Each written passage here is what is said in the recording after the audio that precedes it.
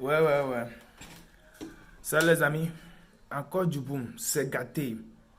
Affaire de Gbagbo Kone, Johnny Pacheco parle de sa libération. Donc, je vous laisse regarder la vidéo par vous-même sans vous perdre le temps.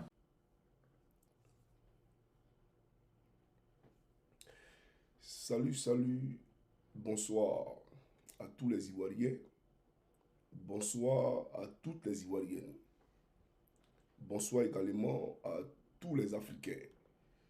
Et j'aimerais ici saluer plus particulièrement les présidents Assimi Goïta, Ibrahim Traoré et le général Tiani de l'AES, saluer les présidents Laurent Gbagbo, Stéphane Kipré, Charles Blé Goudé, Simone Yvé, Afin Guessan, Mamadou Koulibaly et le président Tidiane Tiam du PDCI RDA, j'aimerais tous vous saluer respectivement. Alors, chers amis, chers frères et sœurs et chers camarades, je suis M. Koukounion, Christ Yvon, dit M. Johnny Pacheco Antonio. Et ce soir, j'ai un message pour le RDR. On va parler au RDR. Mais j'aimerais qu'on me dise depuis ma bord, est-ce que on m'entend, est-ce que le son il est impeccable? D'accord? Parce que là, les enfants sont dans les bras de Morphée, donc j'ai pas envie de crier. Donc si vous m'entendez, si le son il est bon, on va commencer la vidéo. Alors je vois vos commentaires. J'attends qu'on me dise si le son il est bon. Ok, vous m'entendez. Merci à vous. Alors, chers amis, chers frères et sœurs et chers camarades, nous allons parler du RDR. Je le dis parce que, voyez-vous, aujourd'hui, nous avons une justice variable, à géométrie variable en Côte d'Ivoire. Une justice à double vitesse en Côte d'Ivoire. Une justice taillée sur mesure en Côte d'Ivoire. Un pays où les militants sympathisants de Dramane Ouattara ont le pouvoir d'insulter, le pouvoir de porter toutes sortes de critiques sur qui ils veulent, mais quand c'est l'opposition qui le fait, automatiquement, il y a le PLCC qui est là, il y a la AK qui est là, il y a l'AFTV qui est là, et on a toutes sortes de moyens pour faire pression, bien entendu, sur les leaders politiques d'opposition, y compris, bien entendu, la façon la plus brutale, je vais parler des encagoulés. Et ce n'est pas notre camarade et frère, Ngala Kolebi, qui me dira le contraire. Puisque pour avoir fait un post simplement sur Facebook, là où la Constitution de Côte d'Ivoire lui concerne le droit à l'écriture, d'accord, à s'exprimer, pour avoir fait un post, un statut sur Facebook, il a été visité par les encagoulés. À l'heure où je vous parle, il croupit à la Maca. D'accord? La femme du lieutenant Bawa a été assassinée, tuée par, bien entendu, Photocopie. Photocopie qui est l'actuel soi-disant ministre de la Défense de la République d'Ozoï de Côte d'Ivoire. Il a giflé la femme du lieutenant Bawa pendant qu'elle se trouvait encore à la Maca. Donc voilà la République que Dramane Ouattara nous a servi sur un gâteau aujourd'hui en Côte d'Ivoire. Alors aujourd'hui, je vais parler puisque quand je venais ici pour dénoncer les voleurs de la République et que je disais que j'étais ici dans un élan de purification de tout ce qui s'adonnait à cette saleté morale à la tête de la République de Côte d'Ivoire, les gens ont dit qu'on parlait des vies privées des gens. La AK a fait un communiqué pour dire que nous, on parle des vies privées des gens. On parle de l'intimité des gens. Parce qu'on a touché à l'intimité, d'après eux, de Dame Dominique Novian, cette voleuse à la tête de notre pays. Parce qu'on a touché à l'intimité d'Assalfo, qui l'a Maplo, et donc il ne fallait pas parler de ça. Il fallait cacher, effectivement, puisque c'est la dulcinée de Dramane Ouattara. Il fallait camoufler ça. Mais aujourd'hui, je suis surpris que sur un plateau télé, votre Daouda là, ce Daouda qui m'a vu dans les locaux de Live TV qui tremblait de la vie de Michael Jackson là, ce Daouda là, parle de la vie sexuelle du président Gbagbo sans que la AK ne fasse un communiqué. Sans que, bien entendu, Nassenegba, cette femme-là qui était noire hier, mais qui est complexée de nature et qui a décidé de devenir une blonde, ne fasse un communiqué. Mais quand il s'agit de l'opposition, on fait des communiqués. Quand il s'agit de l'opposition, on fait des marches. On va chercher des marches des femmes qui ont marché hier à Bobo contre le président Laurent Gbagbo. On donne des miettes à ces femmes-là pour qu'elles viennent marcher contre Johnny Pacheco au plateau. Mais je suis scandalisé. Alors pour dire, on va écouter d'abord le communiqué, d'accord, ou la vidéo qui nous convoque ici. Donc il faut me biper Ali Diarra Souba. Parce que la balle qui vient de l'adversaire, il n'y a pas hors-jeu. Je vais rentrer en profondeur aujourd'hui, vous n'allez pas croire. Alors, chers amis africains, pays de Côte d'Ivoire, on va écouter ici ce monsieur-là et après, je poursuis ma locution. Voilà. Alors, c'est parti. Comment il s'appelle? Dieu donné, c'est pas ça. On dit que, comme liberté d'expression. Dieu donné. S'il vous plaît. Ça, c'est sur un panel là-bas. D'accord? Ok. J'ai trop de... Et puis, j'aimerais dire à tous ceux qui ont mon WhatsApp public là, arrêtez de m'envoyer des photos, des images, tout et tout, parce que mon téléphone, il est plein. Là où je vous parle, j'ai préparé les vidéos, je ne peux même pas ouvrir mon WhatsApp. Je ne peux même pas ouvrir mon WhatsApp parce que mon téléphone, il est plein à craquer à cause de vos messages que vous envoyez. Voilà, regardez, vous-même. Je ne peux même pas ouvrir mon propre WhatsApp. Il faut arrêter de m'envoyer des messages, les gars. Ok, donc on va utiliser ce téléphone-là pour faire la vidéo. Là, vous me donnez quelques secondes de temps pour moi de connecter le Bluetooth, bien entendu, à cet appareil-là, et on va commencer la vidéo. Voilà. Ok, donc on va écouter ici. Voilà, les voici, les voici. Les voici. Franchement, c'est incroyable, quoi. Alors, chers amis, un instant, s'il vous plaît. Allez, on l'écoute rapidement, c'est parti. On a fait, je pense qu'on a fait un peu... Gbagbo fait, je sais pas, il a son quelième Kokoko. Il a fait Kokoko où ça, à Makori. À Makori, voilà. Après, on a fait, je pense qu'on a fait un peu Yopougon. Voilà. Aujourd'hui, on est au stade d'Angré. Oui. Mais le discours ne change pas. C'est-à-dire? C'est toujours la même chose. Non, je n'ai pas pris crédit. Et non, il a fait un discours qui dit qu'il n'a pas eu de dette avec la création d'infrastructures Daouda. Christelle, franchement, il faut avoir le courage. Oui. Regardons de 2000 jusqu'à 2010. Bon, avant de regarder de 2000 jusqu'à 2010, suivez avec moi cet élément et on décrypte après. D'accord, il n'y a pas de problème. J'ai vu un ami parlementaire PDCI avec qui je causais. Je lui ai dit, je suis en train d'achever le nouveau parlement à Yamoussoukro. Il dit, mais Babo, toi aussi. Moi, j'ai emprunté pour construire ma maison à Abidjan. Je n'ai même pas fini de payer les traites. Et tu nous dis d'aller à Yamoussoukro. J'ai dit, bon, si c'est ça, je vais vous faire un hôtel. Et j'ai fait l'hôtel. L'hôtel des parlementaires, il existe. Très bien, c'était donc un élément de langage du président, Laurent Gbagbo, président du PPACI. Daouda, réaction. Déjà, quand il parlait... et d'autres éléments de langage. Il dit qu'il a fait un parlement. L'hôtel parlementaire. Ouais, mais il a dit dans son propos qu'il a fait un parlement. L'Assemblée nationale. L'Assemblée nationale. Vous avez vu l'Assemblée nationale à Yamoussoukro? Est-ce que vous avez vu une Assemblée nationale à Yamoussoukro? Moi, je n'ai pas vu. Je vais chaque week-end à Yamoussoukro, je n'ai pas encore vu de mes deux yeux. J'attends de voir l'Assemblée nationale. Première chose. L'hôtel parlementaire, oui, il existe. Mais dit devant un public chauffé à blanc que oui, je l'ai fait sans crédit. Mais non, il ne faut pas le dire comme ça. Pourquoi? On n'est plus en 2000. On n'est plus en 90, en 1960 où il n'y avait pas Internet.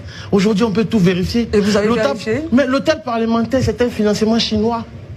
Mais pourquoi tu peux venir dire devant des gens que non? Totalement chinois Totalement chinois. Oui. C'est-à-dire, Daouda? Mais les Chinois, c'est un don de la République de Chine. Donc tu ne peux pas dire que j'ai financé ça de ma poche. Et nous tous, on sait que lorsque la Chine finance un projet d'infrastructure de développement, vous pensez que c'est un acte de philanthropie? Vous pensez que c'est cadeau? Non, c'est pas cadeau. Donc faut pas faire. C'était sous sa gouvernance, il a peut-être fait... Le stade olympique de Bempei, c'est un don de la République chinoise. C'est un don de la République chinoise. Mais quelqu'un ne viendra pas dire que non, j'ai payé le stade olympique de Bempei de ma poche. Non, faut pas le dire. Moi, je pense sincèrement qu'aujourd'hui... Avant de poursuivre, j'aimerais demander à l'individu qui est en train de parler. Le président Gbagbo, c'est ton ami?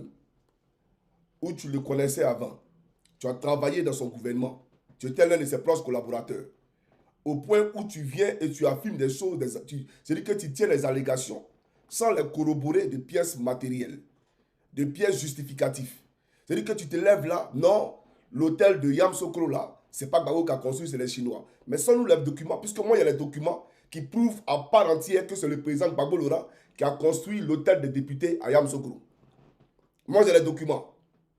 Toi qui parles là, sors-nous les documents pour contredire Johnny Pacheco. Puisque moi, il y a les documents qui témoignent par A plus B que c'est Laurent Gbagbo qui a financé, bien entendu, le palais de, comment on appelle ça, des députés à Yamoussoukro. Mais la Chine, qui, bien entendu, a un exploit qu'on lui connaît dans la construction des bâtiments, le contrat a été donné à la Chine. Le contrat a été donné à la Chine. Parce qu'au lieu de former nos jeunes, au lieu de former nos cadres, Ouattara a décidé d'attaquer la Côte d'Ivoire. Donc, le temps que Laurent Gbagbo allait consacrer à former les architectes, bien entendu, il a passé son temps à faire la paix, à regarder la paix, aller à Makoussi, aller à Kléber, aller à Accra 1, Pretoria, à Lomé, etc., etc. Donc, il n'a pas eu le temps de former les architectes pour pouvoir construire cette bâtisse-là. Donc, voilà pourquoi il a donné le contrat à la Chine. Donc, quand on est sérieux, on s'était. C'est ton Dramane Ouattara qui nous disait qu'une fois élu, il allait déménager, d'accord? Tout son gouvernement allait déménager pour habiter à Yamoussoukro. Ce n'est pas le président Gbagbo Laurent qui a dit, c'est Dramane Ouattara qui a dit qu'une fois élu, il allait déménager pour aller à Yamoussoukro. Mais comme je ne suis pas ici pour parler de Dramane, je suis ici pour parler de la question d'Ali Diarra-Souba, voilà pourquoi il te rappelle ça. Tu comprends ou pas? Et merci de dire aux moutons du RDR qui disent que Dramane Ouattara a construit le stade de Bempé. Merci de leur dire que c'est un don de la Chine. Parce qu'il n'a rien construit du tout. Et donc, quand il met stade Alassane Ouattara, on ne sait pas ce que ça veut dire. Un monsieur qui veut paraître. Un monsieur qui veut toujours qu'on loge. C'est-à-dire qu'on lui fait des exploits. Lui, il n'est rien. Mais on doit le louer comme on loue le Seigneur Jésus-Christ. C'est aberrant. Donc, merci de dire aux moutons du RDR que effectivement le stade de Bempé là, ce n'est pas une signature d'Alassane Ouattara. Et que c'est la Chine qui a construit ce stade-là. Et d'ailleurs, tous les stades qui ont été construits en Côte d'Ivoire, c'est la FIFA là, qui a donné l'argent parce qu'on devait organiser la CAN en Côte d'Ivoire. Ce n'est pas Dramane Ouattara. Lui-même qui n'a pas la carrure, il n'a pas les moyens pour construire un pont, ce n'est pas stade qu'il va construire. Parce que les ponts qui construisent les routes là, c'est à base de crédit. Voilà. Et le président Gbagbo n'a pris aucun crédit. Le président Ouattara, le président Gbagbo, c'est un fait, n'a contracté aucune dette. Ça peut te faire mal, c'est la vérité. Mais il n'a contracté aucune dette. Et les faits, c'est des faits. Les faits sont têtus. Voilà. Montre-nous un document qui dit que le président Gbagbo a pris telle dette ici et ici. Ça n'existe pas. Donc arrête de raconter des conneries. Voilà. On va à la profondeur, chers camarades. Poursuivons. Il faut que le discours du président Laurent Gbagbo évolue. C'est-à-dire évolue. Ça doit évoluer parce qu'on est en train d'écouter un discours. À un moment donné, j'entends. Et là, j'ai eu froid dans le dos. D'entendre le président Laurent Gbagbo dit oui, ma femme, Mme Nadi Bamba Gbagbo, oui, elle était toujours là. Donc, c'est-à-dire que durant toute ta mandature, elle était là. Il vante les mérites de son épouse. Mais justement, quand tu étais au pouvoir dans les années 2000, jusqu'à ce que tu quittes le pouvoir, c'est-à-dire qu'à la limite, c'est un peu comme si tu soulevais Simone Veil Gbagbo. Elle a été giflée, mise à terre une fois, mais tu la soulèves encore et tu la mets à terre une seconde fois. Mais deuxième chose, c'est que... Vous dites des choses assez graves. Oui, c'est vrai. Parce que la vérité, dans notre pays, ici, notre loi ne reconnaît pas la polygamie. Encore moins l'adultère. L'adultère est puni par la loi. Vous nous dites quoi, mais je suis en train de te dire que quelqu'un qui nous a dirigés, mais pendant longtemps, lui-même n'était pas droit quand il nous dirigeait. En disant quoi? Mais quand tu nous dis aujourd'hui, des années après, que pendant que tu étais marié avec la première dame, tu avais un second foyer. Moi, personnellement, éthiquement, ça me pose un problème. Pour un chef d'État, c'est ça? Oui, pour moi, ça me pose un problème parce que déjà, la loi ne reconnaît pas ça. D'un point de vue éthique, ça me pose un problème. Et aujourd'hui, venir me parler de, oui, elle a laissé son entreprise a coulé. Mais ça va changer quoi? Je veux dire, aujourd'hui, ils sont mariés. Oui, mais ok, quand tu nous dis ça aujourd'hui, on a combien de mois d'élection présidentielle? Ça peut changer quelque chose? Ça change quoi dans l'assiette des Ivoiriens? Ça change quoi en termes de facture des Ivoiriens? Merci beaucoup, Daouda. Ça change quoi en termes d'adduction d'eau, d'électricité? Lui, il parlait d'électricité à nuancer. Ça change quoi? Ok, on a compris. Au fait, je comprends. Quand Bakongo dit que vous êtes tous des moutons, je comprends. Sinon, ce n'est pas à cause du président Laurent Gbagbo qu'actuellement les factures d'eau ne font que grimper. Ce n'est pas à cause du président Laurent Gbagbo que les Ivoiriens n'ont pas de compteur d'eau, mais qu'ils reçoivent chaque fois des factures de Sodecy. Ce n'est pas à cause du président Gbagbo. Le président Gbagbo n'est pas aux affaires. Celui qui est aux affaires s'appelle Dramane Ouattara. Mais comme tu dis, ça change quoi dans le panier de la ménagère? Je salue mon frère Soulé de Paris qui a publié, bien entendu, une vidéo que je vais vous présenter ici. Voilà. Donc, on va aller sur le mur de Soulé rapidement. Parce que là, il s'agit des femmes qui sont descendues dans les rues, à Yopougon, pour protester, parce qu'elles ont fait. Voilà. Voilà. Ici, on a Yopougon. Hein. Voilà. Le président Gbagbo n'est pas aux affaires. Donc, Ouattara qui est la solution là.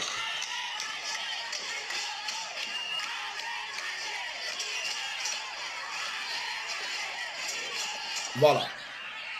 J'appelle toutes les femmes de Côte d'Ivoire, que ce soit à Daloa, à Gagnoa, dans toutes les contrées de la Côte d'Ivoire, il faut sortir parce que vous avez fait. Celui qui a pris votre argent, votre nourriture, là, il faut le lui réclamer. Là, il faut sortir. Parce que si on peut sortir au plateau, contre Johnny Pacheco, c'est qu'on peut marcher. Les masses sont légalisées désormais. Voilà la réalité. Mais on va aller en profondeur. Quand lui, il tient ce genre de propos-là, Dramane Ouattara ne voit pas ça. La AK ne voit pas ça. Lui, il parle de la vie du président Gbagbo Laurent. Le président Gbagbo Laurent est un infidèle. Que le président Gbagbo Laurent a fait pleurer Simone Yves Gbagbo. Et aujourd'hui, il vient la rabaisser encore une deuxième fois. Quand il dit ça, là, vous êtes d'accord. Il n'y a personne qui peut parler. Voilà pourquoi il dit que la Côte d'Ivoire, ce n'est pas une république. Ce n'est pas un État. C'est-à-dire qu'il y a des gens qui ont le permis de rabaisser les autres. Il y a des gens qui ont le permis de parler de la vie sexuelle des autres, de la vie privée des autres. Mais il y a d'autres, ils ne peuvent pas le faire. Ici, là, nous, on est sur Facebook, hein, nous, on est sur YouTube. Ce n'est pas une télévision nationale. Mais vous, là, d'une télévision que tous les Ivoiriens regardent, on vient parler d'un ancien chef d'État. Lui, là, il est camarade de Michel Gbagbo. Le fils de Gbagbo, là. Est-ce qu'ils sont camarades? Même Stéphane Kiplé n'est pas son camarade. Lui, là, Stéphane Kiplé, ce n'est pas son ami. Mais regarde comme il parle du président Gbagbo. Un va-nu-pied comme ça, regardez comment il parle du président Gbagbo. Et là, la personne ne parle. Il n'y a pas de problème. Mais j'aimerais dire que le président Gbagbo n'a pas été le premier, d'accord, à parler de sa destinée. Il n'a pas été le premier. Le président Aimé Henri Konan Bédié, qui a été tué par Dramane, même si tu veux l'occulter, le président Aimé Henri Konan Bédié, assassiné par Dramane, quand il nommait sa femme, quand il voulait parler de sa femme, il dit « ma biche royale ». Avec elle, vous ne pourrez jamais avoir du goumé-goumé. Je n'ai pas envie de présenter la vidéo de Bédié. Je le fais à décès pour ne pas remuer le couteau dans la plaie, pour ne pas que sa femme, en regardant cette vidéo-là, commence à se rappeler de son mari et qu'elle pleure. Voilà pourquoi je vais paraphraser Bédié. Sinon, j'allais présenter la vidéo. Où Bédié, pour parler de sa femme, il dit « ma biche royale ». Avec celle, on ne peut jamais avoir le goumé-goumé. Et tout le monde a éclaté en sanglots. Tout le monde en a souvenir de ça. Donc, le président Gbagbo n'est pas le premier à parler de sa femme. Dramane Ouattara lui-même, on va l'écouter, puisqu'il s'agit de lui. On va l'écouter ici et on va aller en profondeur. Alors, chaque homme africain peut de Côte d'Ivoire, on va écouter le faiseur de coup d'État. Voilà. Le père de tout ce qui est déstabilisé, en tout cas, tout ce qui est coup d'État en Côte d'Ivoire, là. On va l'écouter ici. Alors, chaque homme africain peut de Côte d'Ivoire, elle est s'il vous plaît. Alors, la vidéo en question de Dramane. La vidéo de Dramane en question, la voici. Suivez, c'est parti. Je suis marié à Dominique Nouvian, française d'origine et catholique. Elle est présidente de la fondation Children of Africa, reconnue pour ses nombreuses actions en faveur des enfants déshérités. Je vais vous dire ce qui me séduit chez Alassane, et ce qui m'a séduit et ce qui me séduit toujours, c'est qu'il est profondément honnête. Honnête dans le sens moral du terme, voilà, si vous voulez. Donc, quand lui parle de Dominique ici, là, nous, ça nous apporte quoi? Ça apporte quoi dans le panier de la ménagère? Il faut nous dire ça d'abord. Hein. Nous, on veut comprendre. Et quand elle dit que lui, en retour, hein, elle lui ramène l'ascenseur, ce qui me séduit chez Alassane, il est honnête au sens moral du terme. Il est honnête et puis tu m'ouvres à Salfo. Il est honnête et puis à Salfo te met en lambda. Il est honnête et puis à Salfo te prend par rafale. Lui, il est honnête. C'est-à-dire qu'il te séduit. Ah, mais apparemment, il ne t'a pas bien séduit. Hein. Il ne t'a pas vraiment séduit. Parce que si Dramane Ouattara véritablement t'avait séduit, tu n'allais pas aller faire ça là. Déshonoré. On n'a jamais vu ça. Une saleté morale au plus haut sommet de l'État. Et vous allez comparer ça à Gbagbo. Vous allez comparer ça à Gbagbo. On vous a dit que Gbagbo est un cocu. Le président Laurent Gbagbo vous a dit que c'est un cocu. Ou que lui, quand il était au pouvoir, là, quelqu'un couchait sa femme. Mais vous, là, c'est-à-dire qu'un usurpateur d'identité nationale, c'est-à-dire que lui, c'est un faussaire. Il a volé le poète ivoirien, comme Draman a volé le poète ivoirien. Et lui, m'applaud le mousseau de Draman pour mettre dessus. Ça là, vous voyez pas ça? Mais il faut parler de ça sur NCI là-bas. Il faut dire que c'est Johnny qui a dit. Et puis ça va pas quelque part. Oui, et Draman sait très bien que ce qu'il dit là, c'est la vérité. Il sait très bien que ce qu'il dit, c'est la vérité. En ça, il faut mourir son mousseau. Donc, il faut parler de ça d'abord, avant de parler du président Laurent Gbagbo. Maintenant, qu'elle dit que Draman est honnête. Draman est honnête comment? Draman est honnête, un déstabilisateur, lui il est honnête. D'accord, il n'y a pas de problème. Ali Djela-Souba, il vient. On va aller sur toi. Faut même pas... Là, il a commencé à décoller. Sur la question de la dette, Monsieur Daouda, sur la question de la dette, c'est Draman Ouattara lui-même qui disait ceci, c'est pas moi. Il faut suivre ici. Il ne peut en être autrement. Quand on traîne comme un boulet une dette extérieure de 6 000 milliards de francs CFA. Alors, je vous ai un peu 6 000 milliards. Voilà un chiffre qui donne le vertige, n'est-ce pas? Vous imaginez 6 000 milliards, c'est 60% de la richesse que nous produisons annuellement. C'est effarant. Avec un tel endettement, on peut dire que la Côte d'Ivoire vit au-dessus de ses moyens et qu'elle a cédé à la facilité. Cela signifie que nous vivons à crédit, donc sur le dos de nos enfants et de nos petits-enfants qui devront payer pour nous un jour. Voilà. Il le dit ici. La Côte d'Ivoire vit à crédit. La Côte d'Ivoire vit au-dessus de ses moyens. 6 000 milliards, c'est 60% de notre richesse. Mais aujourd'hui, nous sommes à 42 000 milliards. Nous sommes à 42 000 milliards. Et j'ai rappelé que les 6 000 milliards, ce n'est pas Laurent Gbagbo qui les a pris. Laurent Gbagbo n'a pris aucune dette. Et ce n'est pas Bédié qui a pris cette dette-là non plus. C'est Ouattara lui-même, quand il était premier ministre d'Oufoué-Boigny, là. C'est lui qui a pris cette dette-là. Ce n'est pas Bédié. Quand Bédié est venu, lui colmater les brèches. Quand Bédié est venu, le gouvernement de Bédié était sur ajustement structurel. Donc Bédié n'a pris aucune dette pour la Côte d'Ivoire. Jamais. Comme le président Gbagbo n'a pris aucune dette pour la Côte d'Ivoire. Jamais. D'accord? C'est lui qui a pris les 6 000 milliards dont il parle lui-même là. C'est Draman Ouattara. Ce pauvre-lot là, qui est rentré dans la fonction de premier ministre pour devenir riche là, ce pauvre-lot là, c'est lui qui a pris, bien entendu, les 6 000 milliards. D'accord? Maintenant, comme elle dit qu'il est honnête, au sens moral du terme, lui, il est honnête. Draman Ouattara a un moral? Draman Ouattara a une conscience? D'accord, il a compris, il n'y a pas de problème. On va quitter sur la phase de Draman pour aller sur la phase d'Ali Djela-Souba. Mais on va clore ce chapitre-là et après, je pousse ma locution. Cher camarade africain de Côte d'Ivoire, j'aimerais dire à ce monsieur-là que comme elle dit que Draman, au sens moral du terme, il est très honnête. Ce n'est pas Gbagbo Laurent qui a dit ça là. Suis, c'est parti. Je viens vous demander de me donner 5 ans. 5 ans pour redresser la Côte d'Ivoire. 5 ans pour reconstruire la Côte d'Ivoire. Et je vois que nos jeunes filles, nos jeunes sœurs sont nombreuses ici. Et ceci vaut également pour les hommes. Je vous dis que moi, je ferai en sorte que les frais d'accouchement soient gratuits. Et je ferai en sorte que les frais d'accouchement soient gratuits. Alors là, j'entends que les hommes applaudissent plus que les femmes. Donc, en Côte d'Ivoire, nous allons nous organiser. Je vais vous dire aussi pour vous les jeunes, que je ferai en sorte que l'école soit réellement gratuite jusqu'à 15 ans, c'est-à-dire jusqu'au BEPC. Et Alassane ne fait pas de promesses en l'air. Voilà. Alassane ne fait pas de promesses en l'air. Donc aujourd'hui, tu es toi, Daouda, ta femme là, tu l'as tellement maplé, elle a pris grossesse quand elle accouche gratuitement seulement sous Draman. C'est-à-dire ça accouche en rafale gratuitement. Les femmes accouchent en lambda. Ça accouche en rafale gratuitement en Côte d'Ivoire. C'est bien. Continue de m'appeler parce que Draman est là. Voilà. Lui, il est là pour faire accoucher ta femme. Alors, chers amis, il y a 2 vidéos à présenter. 2 vidéos à présenter et on va commencer sur la question d'Ali Djela-Souba. Il faut suivre ça, là, Daouda. Voilà. Suis ça, rapidement. Philippe Mangou et Berena Niankoudé de l'ONUCI ont effectué une tournée dans les principales casernes du district d'Abidjan. Au centre de cette tournée, la contribution des forces armées dans la reconstruction de la Côte d'Ivoire post-crise. Le point avec Ali Yoda. Ces images ne sont pas celles du tsunami. Nous sommes au 1er bataillon d'infanterie d'Akwedo. Ici, la destruction a été massive, à la mesure de la puissance de feu que le camp abritait. Du 1er bataillon au commandement d'Akwedo, la jonction n'a duré que 5 petites minutes.